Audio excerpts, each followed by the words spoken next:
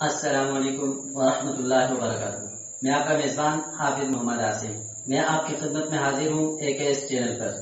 جس میں ہم آپ کو بتائیں گے آپ کے مسائل اور ان کا حل قرآن و سنت کی روشنی میں۔ آج ہمیں سب سے پہلا سوال بھیجا ہے محمد نواز بھائی نے ایبٹ سے۔ میرا پہلا سوال مولانا فخر الاسلام صاحب کی خدمت میں ہے، باجماعت نماز پڑھنے کا شرعی طریقہ کیا ہے؟ بسم اللہ الرحمن الرحیم، نحمدہ ونصلی علی رسولہ الکریم۔ حافظ صاحب، نماز، انفرادی نماز اور باجماعت نماز پڑھنے میں ذرا سا فرق ہے۔ وہ یہ ہے کہ پہلے تو جب ہم نیت کرتے ہیں جماعت کے ساتھ نماز پڑھنے کی، تو اس میں اور انفرادی نیت میں فرق ہے کہ انفرادی نیت میں یہ تو نہیں کہنا پڑتا کہ میں امام کے پیچھے نماز پڑھ رہا ہوں، لیکن باجماعت نماز پڑھتے وقت یہ بھی نیت کرنا ضروری ہے کہ میں امام کے پیچھے نماز پڑھ رہا ہوں۔ اور پھر اس کے بعد جب اللہ اکبر امام کہے گا تو ہم بھی ساتھ کہیں گے، اور اس کے بعد ہاتھ باندھ کر ثنا شروع کریں گے، سبحانک اللہم وبحمدک وتبارک اسمک وتعالی جدک ولا الہ غیرک۔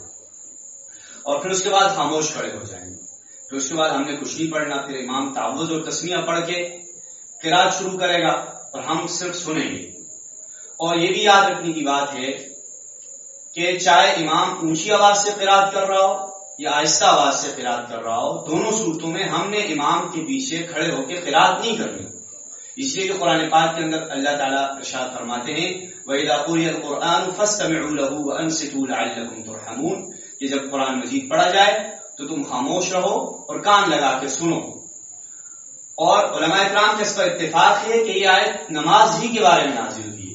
اور اس کا حدیث پاک کے اندر بھی آپ صلی اللہ علیہ وسلم نے ارشاد فرمایا من کان لہ امام فقراءۃ الامام لہ قراءۃ، کہ جو امام کے پیچھے نماز پڑھ رہا ہو تو امام کی قرات اس کی قرات ہے، لہذا امام کے پیچھے قرات کرنے کی ضرورت نہیں۔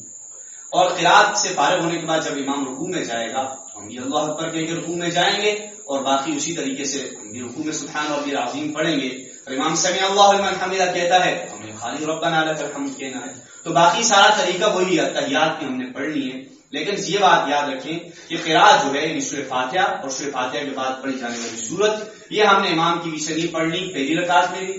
دوسری میں بھی، اور تیسری چوتھی رکعت کے اندر بھی ہم نے امام کے پیچھے خاموشی کھڑا ہے۔